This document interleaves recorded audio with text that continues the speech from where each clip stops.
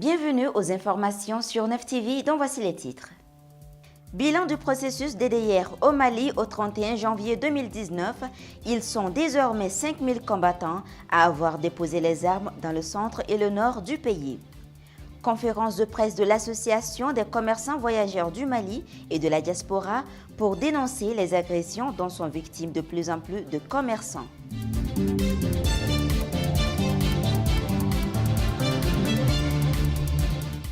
La situation sécuritaire inquiétante au Mali ne se limite pas qu'au nord ou au centre du pays. Le phénomène prend de l'ampleur à Bamako, la capitale, avec surtout les crimes et agressions commis contre des commerçants.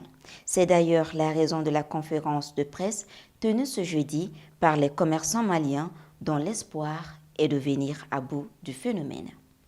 L'Association des commerçants voyageurs du Mali et de la diaspora a tenu une conférence de presse ce jeudi à Bamako. Objectif, porter au plus haut la voix des commerçants du Mali et d'exprimer leurs profondes préoccupations face à la situation actuelle. Depuis un certain temps, de plus en plus de commerçants sont sujets d'agression, ce qui doit interpeller tout un chacun. On est dans l'insécurité au Mali actuellement. On a su dans les 2 dernières années, les 3 dernières années comme ça, tous les crimes qu'ils sont en train de faire, les criminels, c'est fait uniquement aux commerçants. Et surtout, on vient de tuer 3 commerçants, le nommé Kallou Koulibaly, Dibaba, en même temps l'imam Yatabari, c'est un commerçant en tant que l'imam aussi, et encore Omar Touré de Al de Bamako. Bon, tous ces crimes viennent de se passer en moins de 2 ou 3 mois comme ça. Donc vraiment, on condamne ce genre de situation au Mali. Vraiment, on est dans l'insécurité. On est dans l'insécurité et c'est nos collaborateurs qui sont dans les régions, les commerçants qui font des marchés hebdomadaires, par exemple de Sekou Sigasso vers Massina, on est en train de les tirer chaque jour. Ensuite, il n'y a pas de suite dans tout ça là.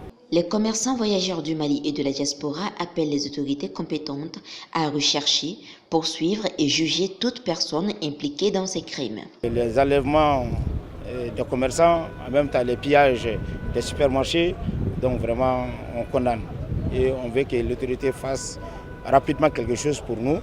Parce que si tu vois qu'on paye les fonctionnaires maliens, ça dépend de ce qu'on enlève sur nous. Donc, les impôts, on les paye avec les impôts, on les paye avec les dédouanements. Donc pourquoi pas l'autorité ne peut pas faire quelque chose pour nous? Pourquoi? Ils invitent aussi la population à une bonne collaboration avec les forces de l'ordre et à plus de vigilance.